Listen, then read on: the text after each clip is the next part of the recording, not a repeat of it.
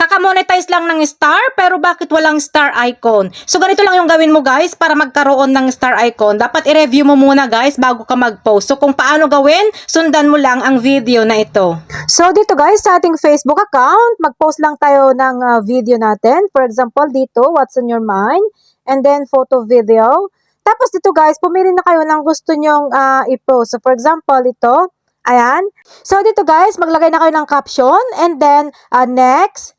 Tapos dito guys, sa pinakababa, makikita nyo ditong see more settings, pindutin nyo yan. At dapat itong star guys, is dapat naka-blue check yan. Kung hindi yan naka-blue check, ibig sabihin hindi ka magkakaroon ng star icon. So dapat i-turn on mo palagi yan. Pero naka-automatic naman na ito naka-turn on guys. Kasi kaso nga lang, minsan talaga hindi natin napansin sa settings natin na naka-turn off, kaya hindi siya automatic na naka-turn on. Kaya dapat, bago kayo mag-post, dapat i-check nyo pa rin yan. Yan. Pero kung monetize naman na kayo sa content monetization, dapat i-check nyo rin to yan, earn money. Tapos dapat itong dalawang ito guys, dapat naka green check yan.